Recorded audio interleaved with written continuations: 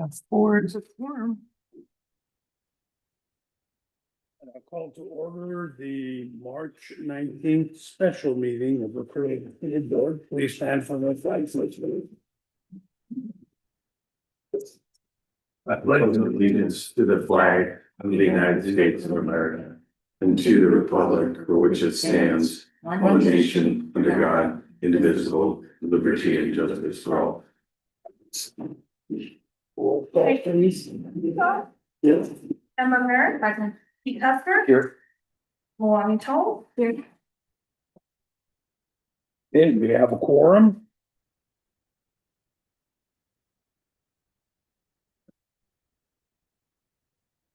Well, at this point, I'll ask for a motion to approve the agenda.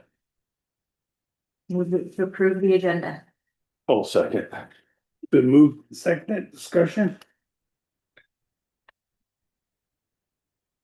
Hearing no discussion. Actually, I was gonna say, where's Kate at in her travels?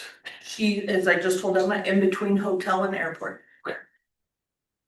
Yeah, hearing no discussion, roll call vote.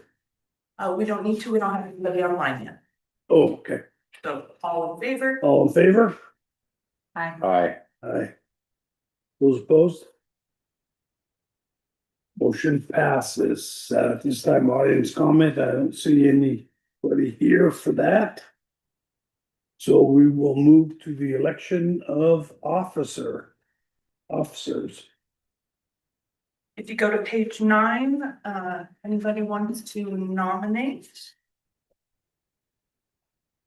I nominate Hank Grushoff for president.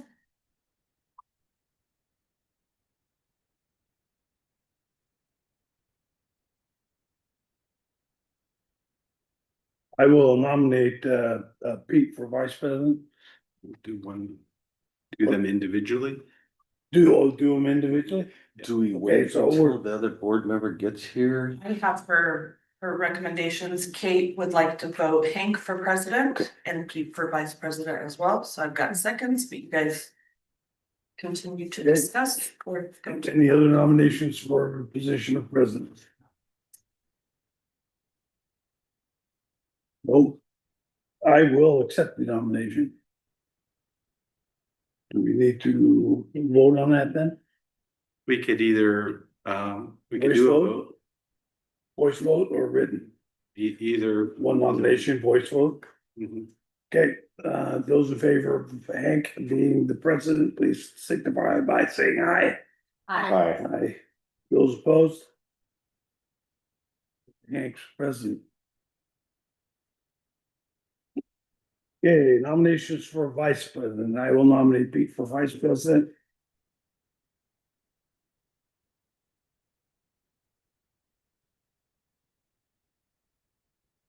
Hearing no other nominations, let's go vote. All in favor, say aye. Aye. Those opposed? Pete is the vice president. Nominations for clerk.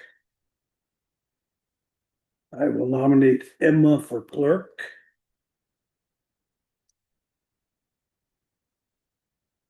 Any other nominations for clerk? Hearing none, a vote signify by saying aye. For Emma for clerk, aye. Opposed? Emma is the clerk. That closes that part. New business, code of ethics, that's something we just signed. If you could, yep, you have the updated version in front of you. You want us to do that now? If you could. Right.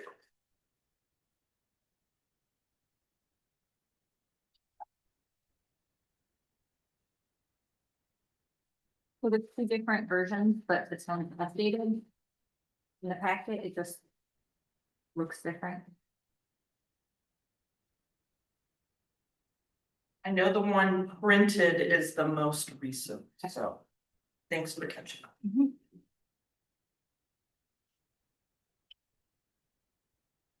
All right, at this point, we will move on to committee appointments.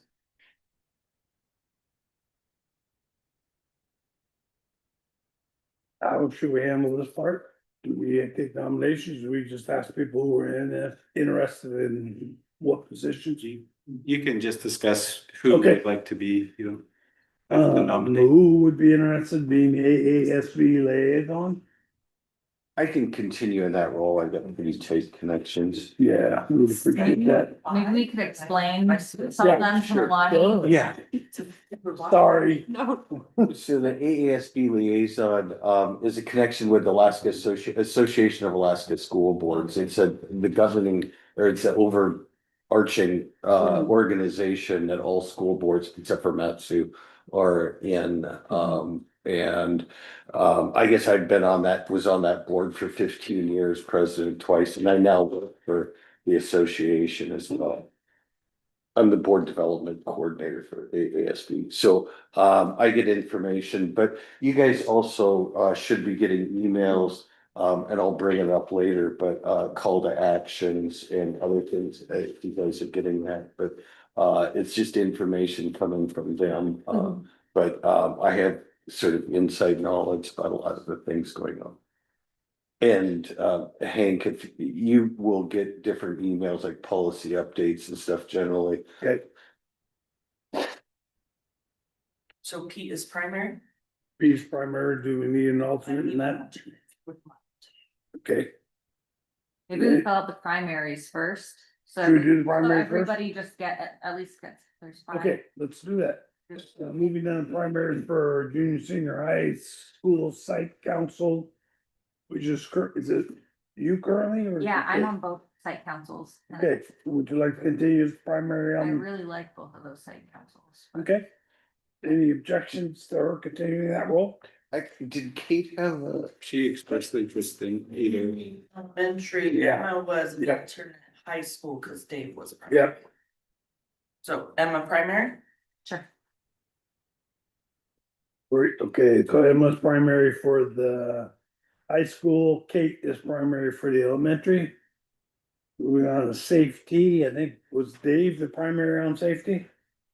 I don't remember. We that. had two board members on that. Yeah, I committee, did so- it before Dave came on, and then so. Yeah, and I've been on it for an extensive period of time with the elementary school renovation and stuff too, and Yeah, so I is would. that something you'd like to do that? Sure, I'll stay on that one. I mean, cause I know you're also on negotiation and policy, so you carry a big load.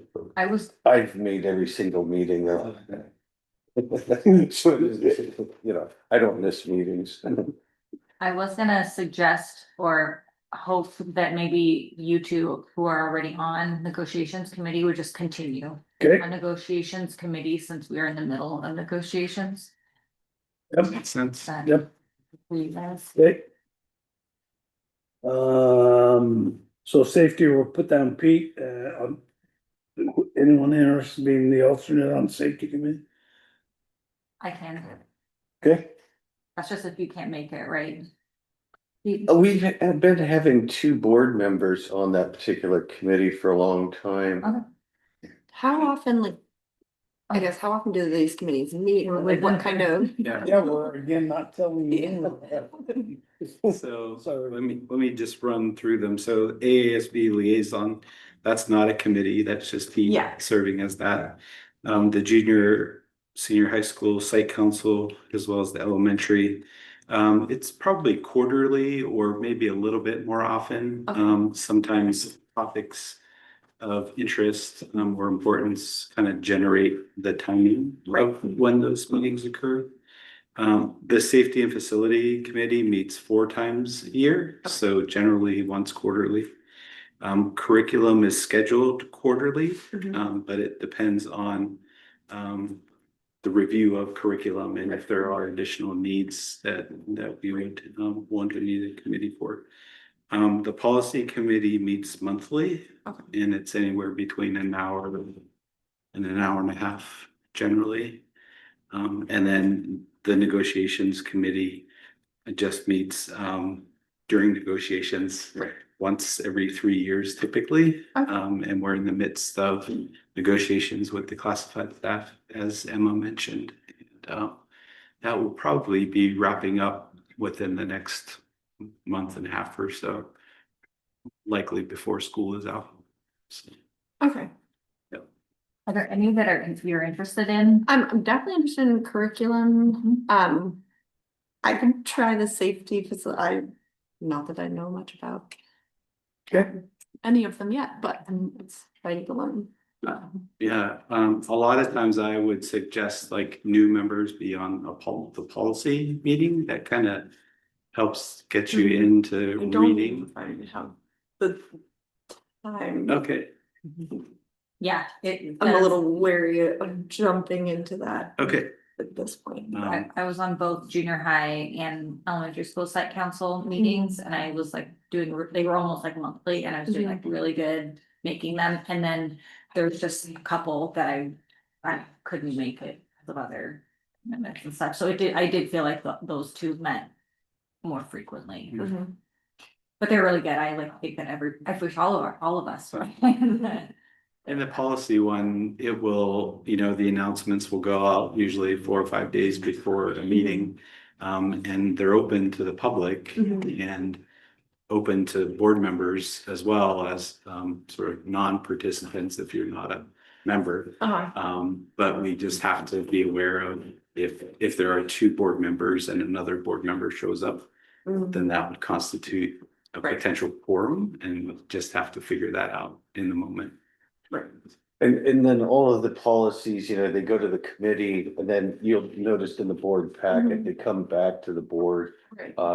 And everything that was discussed at the policy meeting is shown in the work that's, and then it's on a consent agenda. Now, Alex explained that to you. If you have questions about something on the consent agenda, you can pull that policy and we'll bring it back for discussion. So anything is open. And the idea of the consent agenda is to make the meeting go a little faster, not necessarily sneaking anything Yeah. by or anything, but it's just, Streamlining it. yeah, that's a better word. Hey, sometimes words escape me as like Alex is an English major. Well, and often it's policies that have come before the board already has. So they become second readings in that consent agenda. Yeah. But you said you were interested in curriculum. Yeah, I know, Yeah. I wanted to stay on curriculum too. okay. So maybe both of you. I've actually been on there as a grandparent this last couple of years, so. Okay, so we'll put Milani Yep. and Kate. I think that leaves you for policy committee primary.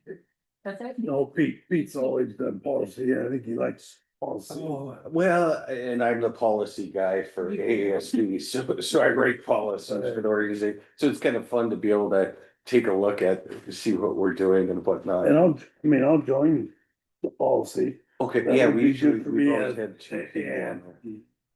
More as a second person coming than an officer, you can't make it, right? You said oftentimes 2 people. Well, we've always had 2 Yeah. people on that committee as well, so Yeah. that's great. Good, Can I circle back to alternates? sure. High school, I've got primaries, Emma, anybody want to be alternate at high school? I would be alternate for that. And it, just because you're an alternate doesn't mean you can't go, Right. 2 is not quorum. Yep. I've got Lonnie, and with Kate as a primary for elementary, who wants to be alternate at elementary?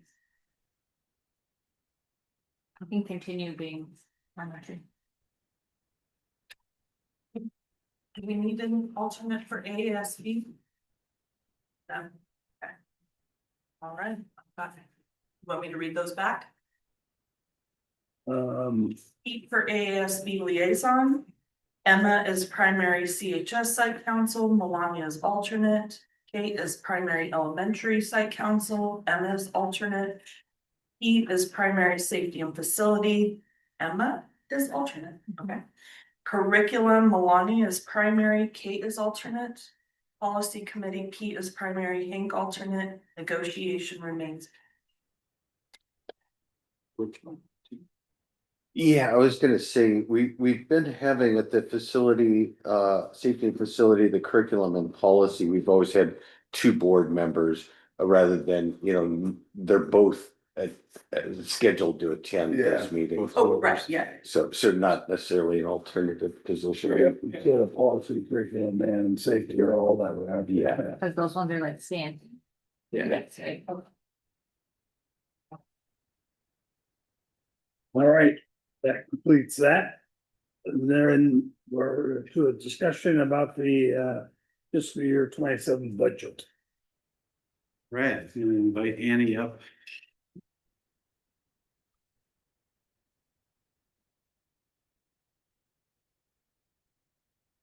Help me discuss sort of things when needed. Annie, you're on. The packet, no? So if we look at the packet on page 14 is. Should be a familiar document to you. We looked at budget development at last month's meeting in this format. The difference that you'll note is a couple of half columns under the revenue. So right now at the legislative level with House Bill 37, if you have seen it or have heard of it, there's a proposed increase of $630 to the base student allocation. And that I think primarily is being driven by Representative Himshoot along with Representative Story. And I have been kind of following some of the gavel to gavel online. And it sounds like there is some traction for that particular bill, but of course we can't necessarily count on it as we work through the budget. But we just kind of present that as information in moving forward. And then we added just a scenario of a $350 increase and what our revenue picture may look like if that should be the case. There is a chance, of course, that it could be zero, which would be reflected in kind of that FY27 baseline budget. So since the last meeting, Annie and I had a chance to kind of go back and look at some of the details of the budget, primarily in the area of our full-time equivalent staffing. And as you might guess, and as you know, when we're developing a budget, we're often making estimates as to what our needs are going to be. And that also applies to our staffing. So just by way of example, you know, we learned recently that we might have some additional incoming either 3-year-olds as pre-K students with some special needs, as well as some 4-year-olds that are going to be in kindergarten next year. They're not in the district now, but they may be incoming, right? So when we learn about those things in the midst of budget development, that potentially changes, you know, what the needs of the district and the needs being staffing. So over the course of the next couple of months, we will likely see some ebb and flow of what our expenditures are as we sort of begin to fine tune and really take a look at where some of the cuts, I guess, maybe, for lack of a better word. So just wanted to kind of present that first page, page 14, with what the anticipated revenue is going to be without any increase in the base student allocation, and what our proposed expenditures or what are looking to be our expenditures. And so as you can see on that page there, we see a variance between the revenue and the expenses of about $1.2 million. Now, that's obviously a pretty big number, a pretty significant number. It's not quite as high as it was for this year as we were developing the budget, you know, and that influx of the addition to the base student allocation certainly netted us a bit of revenue to help with that last year. And so moving down that line, and I may turn it over to Andy a little bit to talk about what the estimated really it would be the ending fund balance this year, which will then roll over and be our beginning fund balance for next year. And when we see that number, and I know I said I'm gonna turn it over to Annie, but I have a problem with saying things and then keep on talking. So throw something at me, Annie, when you wanna talk. Is that fund balance, and this is something important for the, the general public to know, is when we print that or when we show that fund balance, that doesn't mean that's all liquid cash for us to use. It's a combination of a number of different sources, funding sources within that fund balance. So there are things like part of the restricted funds. There are assigned funds and unassigned funds. And there are a couple of others that maybe Annie can help jump in and just. List over there. Yeah. It's- Go ahead and grab it if you need to reference it. Well, I was gonna pull it up here, but I can find it.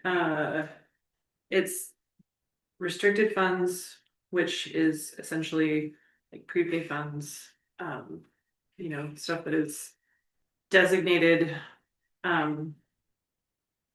somewhere, contractually or prepaid in the prior year for the future year. And then there is, oh gosh.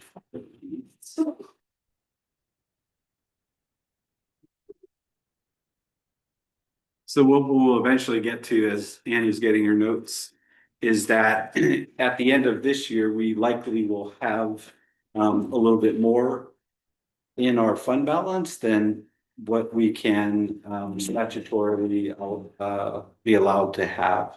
So we can have in our operating fund, I think we're trying to call it, is 10% of what our expenditures are proposed to be for the next year.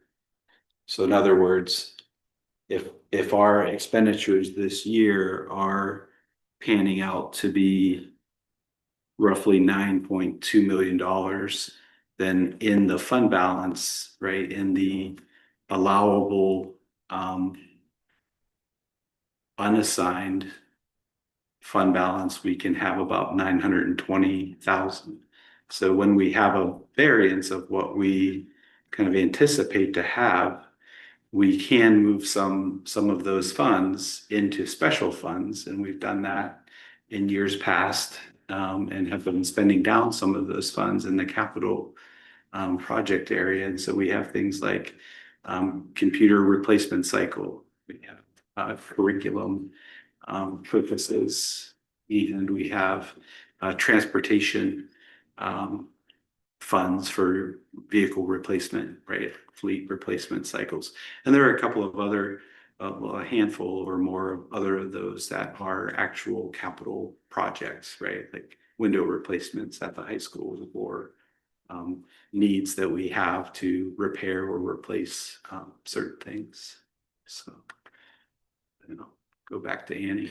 I had the restricted fund wrong. It's non-spendable fund. That is the prepaid, legally or contractually required to remain intact. Restricted is it's not something that we're in. It's like debt covenants, stuff like that. We don't have a restricted fund balance right now. Committed, again, we don't have that right now as well. It's committed fund balance represents formal constraints imposed through formal action. The district's high level by you guys. You haven't done that. So and then assigned, kind of where I've been working is non-spendable, assigned and unassigned. Assigned doesn't factor, it's more of just informally assigned, like I was looking at utilities, stuff like that, stuff that we know, or not utilities, sorry, but bills that we know are coming. So They're intended, yeah, funds that are intended to be used for some future obligation. So, and in looking at projecting, that's where the scientists coming into play. And repeat back, so I make sure I'm understanding it. So the 1.8 million that we have as our beginning July 1, that includes restricted and unrestricted or Yes, and that's allowed total, that yeah, total, so yeah. only a part of that would need to be less than the 900,000. yes. Okay, and then we could move, say, in the allowable unassigned, there's more than 900,000, we could move that into like a payroll account, because those are expenses. No, payroll's not, payroll's technically unassigned, I'm looking at. Okay, well, I'm trying to figure out like how they're, Yeah. like I understand capital expenses as a future expense that wouldn't count with this annual, but I'm trying to figure out what other, I mean, I'm happy moving things over to a capital budget. Yeah, some of those, and it's like over the years, there have been kind of some different interpretations from the department on what, you know, what can be in that capital funds, but because we have already established, sort of historically, those special funds like curriculum, like technology replacement cycles, like transportation, not transportation to and from school, right? Like that's a separate state grant that we get, but transportation needs. So at one point in time, we had over $100,000, couple $100,000 in that transportation fund, and we ended up buying the small school bus for 85,000, right? So that was a capital expense. And even curriculum, and I haven't questioned the Department of Ed about it, but is curriculum really a capital type of expense like what we think about, right? Like projects or repairs or other sorts of things, but they have acknowledged it. Everyday repairs even on capital. I mean, it has to be, if you're gonna replace a. They're more project oriented Tanks or something. Yeah. Yeah, Yeah, so it's almost depreciable items that are in your capital. I mean, you're talking about vehicles, you're talking Yeah. about right. substantial things. Yeah. In other words, even though insurance is something we pay every year, we know how much our insurance is gonna be, that's not something that you can, Right. That is. that's just gonna be part of your operating costs. Yes. Yeah, but then, I mean, that's considered, yeah, that's, sorry. Oh. Oh, I was just curious, what are we projecting the overage? And then can you move those funds, you know, to help us with next year's, or does it have to be by July 1? And so first, I guess, what is our, I think we decided it, between the, non-spendable. Balance, which going into next year, looking at just what prepaid expenses are gonna be and stuff is gonna be. A little over 200,000 probably, and then, I mean, the way that it kind of pans out for budget wise, it's really, we're looking at the non-spendable, the 10%. And that, so it would be, there's kind of like, what is it, 600,000, is that what you said? 900, 900, 920,000 that that we can have we can have. sort of as that cash flow or that operating sort of expense. So the difference between that 1.5 million and 900,000 is about 600,000 potentially. And part of that, you know, we're still projecting out expenses for this school year, right? We've got payroll, which is 88% of our operating expenses, you know, from now until the end of the school year. And there really aren't a whole lot of other significant costs or expenditures that we're anticipating to do. Teachers have been spending their allocation of funds throughout the year. You know, there'll be some tail end things probably at the end of the year. There'll likely be some summer school supplies, but depending on the grant funding source that we have, we may heavily use that for staffing versus supplies. So then we could purchase the supplies out of our regular fund balance or general fund to that end. is there a reason that we how did we come up with 600,000 over? You know, it's been sort of something that I was kind of asking from last year, and how do we get to a point that we don't come up with this? Yeah, well, I mean, part of, I mean, it's always happened, so I'm just trying to figure out how can we stop this at some point? well, some things are, I don't want to say out of our control necessarily, but some certainly are, like when we have staffing um differences, right, or staffing challenges. If we were budgeting to have, 3 additional staff, let's, say that they're classified employees, right? When we put that into the budget and we can't fill those positions, we've already dedicated the money to have on hand. And, between 3 positions, say, that's over $200,000 with salary and benefits. So of that 600,000, you're talking between 250 and 300,000 for a few staff members. Sometimes, when we put in our budgets, things that we plan for, like for example, in my budget, I put some travel related costs in there, but haven't done those travel, or I've had my travel funded in a different way because an opportunity came up to be a grant participant with another school district. So, right there is $5,000 to $6,000. And that, so it's just that I wish I could give you a black and white answer, Pete. Oh, I know, it's a difficult one, I know, it's hard to figure it out, but. And sometimes our anticipated costs for things are a little bit less. Like with the stipend program, for example, for the declination of healthcare. Right, so going into the year, we're budgeting for X number of people to take our health insurance, right? And so like currently, that's $38,000 and some change for the whole cost. And when the district is paying 88% of that, right? That's about a $4,000 a month premium that the district is paying. So you get 1 or 2 people that decline the healthcare and take a $500 a month stipend.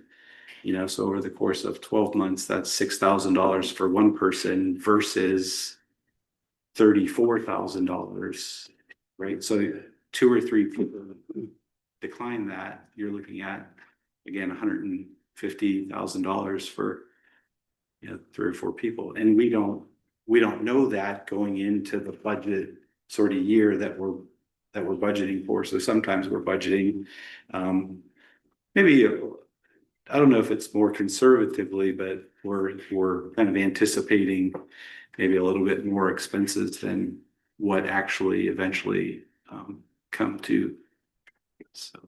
So we have to have 10% or less spendable fund balance by the beginning of the school year. So as what our budget is, 10% of that, we can have in fund balance. Right. How much are we anticipating we're gonna have to transfer from the fund balance to, to the non-expendable? Yeah. Well, I was gonna say it depends. I mean, it depends on where, if we make some decisions before that, like if there's any extra expenditures we wanna make before then, and also, I mean, I think right now. Rough math, and it's rough, is like 600. 600,000 But needs to be transferred. I mean, not need, I mean, I don't like, this is all projected right now. But I mean, or else there's penalties. Yes, yeah. If we go in with a higher fund balance. Right. It just affects how much we get from the state, right? Right, like if we would present a budget to the Department of Ed by July 15th, that is over the allowable maximum expense, they will either say you need to transfer money to your capital accounts, or kind of do a combination. You could transfer some to your capitals and then increase your prepaid expense projection. Right, so that has been right, which we did this year to get a little bit under that 10%. We were, Yeah. the budget we submitted was at about 9.8% allowable in that fund balance. So with the So what department. you're saying is you basically project, for example, we're gonna need 3 new teachers. With the understanding that you may not be able to hire 3 teachers. Correct, based on what our overall deficit But is. still, you said 600,000, I mean, I don't need an exact, I mean, we don't need an Yeah. exact number, but it does indicate that we have some decisions to make, with some significant amounts of money. Because once it goes out of the expendable, there's no bringing it back. Right, so, yeah, and that's a board decision to do, right? And it'll certainly come with my recommendation as to kind of maybe where to put those funds. But yes, once it's dedicated then to that capital fund, it then becomes tied to that capital fund. So if we were to have, let's say we put in $100,000 into the transportation fund, and then later we transferred that out into our general fund, right? The department, when we submit our reports, will say, hey, you had this transfer out of this to this, so we're going to adjust our payment to you in that amount. Sure. Right, and it probably wouldn't come in one fell swoop. They would parse that out over multiple months worth of payments, but your question, to your question, yes, you're right. It's once that becomes committed to that fund, then. And I'm looking at, so I'll ask a couple more questions, I'll be quiet. I mean, and Pete brings it up all the time, our revenues for next year do not match our projected expenses. Right. Even if we figure on $900,000 fund balance. Mhm. So my question is, first place, my main question is there in this expenditure report, is there again 8, 9, 10% that is possible not to spend? You know, you said that sometimes we Yeah, send our biggest hopes and dreams are here, but right. yeah. I'm trying to think of, so just with staffing, like I said, we're definitely gonna need some additional support staff at the elementary school with some what we're thinking or projecting to be kids coming into the district or into the school system. That's always a sort of an 11th hour sort of piece of info. First day of school, they either show up or they don't, or their family has moved to Cordova or they haven't. So it's kind of a juggle, I think, sometimes, right, with those unknowns. Like we have to build the budget potentially to have the support for those students, particularly because we're federally obligated to provide special ed services. If we don't plan for that and the students show up, then we're scrambling at a later time to figure out where we get the resources to support them. And so I think I may be losing your question or not. No, it's, yeah, I understand that there's some flexibility in Right. that. But like this proposal has what we've been talking about in filling positions and adding positions Sure. over the last couple of years. Based on what our deficit is, we may potentially need to get even more creative than we have for a period, hopefully a shorter period of time. And over time, the BSA catches up with inflation, and there's a group of legislators that are going to support increasing that BSA significantly to get school districts to a place where they're not having to have these types of deficits. But the last thing then is, we also know that the fund balance, half of that's really an operating balance, and so we can't just say, oh, we have an extra $900,000 to be able to apply to the budget. Right, because several years ago, the board, in conversation around what we want and need to have in the fund balance or in the general fund, just to sustain operations, right, is around 450,000. And that's far less than what the kind of the industry standard would be if you were a corporation or a company, right? You want to have 6 months worth of revenue at a minimum to, cover expenses and emergencies and so forth. But that $450,000 for us isn't anywhere near that, right? Because what's our monthly payroll? Say that's about 2 months of payroll maybe. Yeah, our monthly payroll is anywhere between 250 and 280 at any given time. And part of how we're able to sustain that amount and keep paying our bills, so to speak, and meeting payroll is that the state entitlement that we get, the state payment is called, it's called entitlement. That comes monthly, and then we get the city's contribution on a monthly basis, right? So that money helps to sort of keep that operating expense budget where we need it to be when we have that 450,000 kind of present. This may be a year that we have to really take it to that line. If our intention is to fill the positions and do the things that we want to do, right? And that's gonna have to be a courageous decision of the board at a future time, sooner than later time. But it will hopefully come with good recommendations from the administration on how we can manage the budget and still provide robust opportunities for our kids. Thank you. Emma, Malani, Pete. I've been there for 10 minutes, so. I keep wondering how we can take that 600,000 and push it just to next year.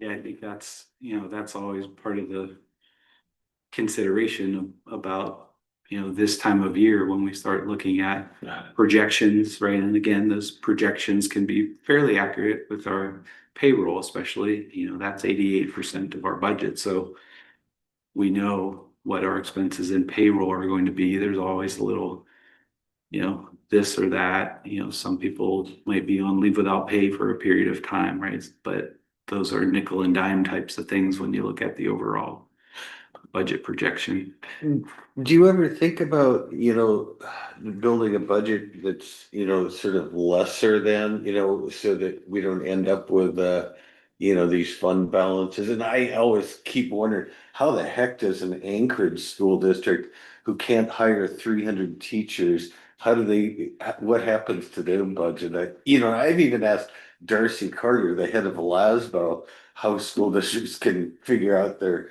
this reserve budget, because I remember Rich Carlson trying to give it back to the state at one point, and it was $168,000. And the state said, we've never had any school district return money to us before. So it's always kind of an interesting quandary at this, how does an Anchorage or Fairbanks, or these massive school districts, and I've never dove into look at their budgets and see what their fund balance is. Yeah, I mean, they have stables of people in their departments. Oh, yeah. Comparatively, so Yeah. I don't know how, somebody with 30 people in their finance department, how they Right. operate on a day-to-day basis, but so that initial budget that I have generally proposed is sort of the all-in budget, right? I'm listening throughout the year, I'm talking with board members, I'm talking with staff, right? And our admin team, and then just my own observations of what I feel the needs of the district are. And to say, here it is, right? If we had everything, here's what it would be. And then we have to back off from that as we get closer to knowing what some of those unknowns are, right? i.e. the legislature and what they might do. We're not going to know about that until June. But if the board wants to provide some direction or some guidance on what we administratively should be looking at, I would welcome that, because I don't know entirely what the board's priorities are, or where your areas of focus. I mean, I have a good sense of it. But when we have to start making some reductions in certain areas, I don't want to make reductions and then present them to you and then say, well, that's not what we were thinking. So, either through the course of this conversation, or if you wanted to independently kind of share some of your thoughts with me. I mean, now as a board, right, you're seated as a board, would be a more opportune time to kind of talk those things out. From everything from food service to activities to staffing. We are administratively, again, looking at what the needs of the district are and trying to make those proposals and figure out how to make that best happen with the revenue that we're anticipating getting. Well, the best case scenario, this isn't gonna work, right? Even if we get to 650, Yeah, still not enough. it's still not gonna be enough because we won't be able Right. to use half of the fund balance. Right. We still won't. I know one of the things it's, it'd be nice to have another math teacher, at the high school. I've heard lots of concern about that. It is interesting how much the food service has gone up. Yeah, I guess one of the things I always think about, of course, is staffing with teachers and trying to keep our class sizes down, which we historically, but Yeah, I mean, related to the food service, when I first got here, we were transferring about 60,000, between 45 and 60,000 out of the general fund to support the food service program. And now you can see the anticipated transfer out of the GF is closer to 250, 235 or so. And that, we do a great job with our food service program. There's not a person in the state that would question otherwise, but what would we need to do with our food service program to only have that be $100,000 transfer? What would that 135, is that, fresh fruit 2 times a week, salad bar 2 times a week, or is it 3 times a week? I mean, we can look to try to pare down on expenses that way, right? Staffing, we're still going to need the same number of staffing, and we're probably operating staffing wise a little bit less than ideal. But we're programmatically making things happen that way. It's always nice to have one more person in the kitchen, help do random things that need to be done, right? Or they step in when somebody's out and you don't have to worry about hiring a sub and, oh, geez, we're basically hand holding the sub, which is taking one person away from their regular duties. And so that's impacted. So there are food service programs where none of the general fund goes to food service, right? I mean, there are self-sufficient programs out there that not in the state of Alaska. maybe not. Not in the state of Alaska. Thank you. Yeah. You asked for just our thoughts, so I like preserving our school lunches for our food service program, utilized so highly at both schools. So that's something that I think reaches all students regardless. And it impacts families as well. So it has these ripple effects. So I like that one. Transfer, I actually think I think this school, as a school board and a school district, we should be considering annually how much we are transferring into capital budget type things, and kind of make that something that we plan on doing. And so I don't know what that looks like necessarily, because I don't have a lot of experience there, but I think we should be planning ahead, and that's what that capital budget is. So I look forward to recommending there. And then I'm outside of food services, we haven't talked about our board goals yet. That's scheduled for next month. But I just keep going back to the successes that we're seeing in some of the reading curriculum that was changed redone kind of a few years ago, and the amount of work and effort that our schools have put in to that, and then seeing the rewards and like this, the benefit of that. And so I want to be able to continue on doing that in all ways, not just a K-3 reading goal. And that requires teachers and it requires curriculum. So those are, I don't know what we're gonna decide on in April. We'll have a bigger discussion there, but I want to be able to support academic achievement. Thank you. I think we're probably consider wrapping up the, Keith had a thought. oh, sorry, Kate, yeah, welcome. The floor goes. I feel like I'm a little late to I mean, I know I'm a little late to the meeting. But I'm trying to catch up with the conversation, but I think I would echo what other people have said. I think that our priorities should always be making sure that our school is well staffed so our teachers are able to give their all to the kids and the students and the school lunch program. And I've been thinking about like what can be supplemented in creative ways, like through grants and community sponsorship, like for activities, and what is harder to fund in creative ways, which is staffing. Those are my thoughts. Good. Yeah, thoughts. I'm thinking about ending the conversation around this for now. And so that we have a 5-minute break for the general meeting. So at this time, I assume there are no audience comments on this at this particular time. Shall we hold board comments to the end of the board meeting? Okay, in that case, I need a motion to adjourn. Move to adjourn. I'll second. Been moved and seconded. Roll call. Yes. Yes. Emma Merritt, Yes. Steve Huffner, Yes. Kate Trudeau, Yes. Lonnie Troll. Yes. All right, we are adjourned.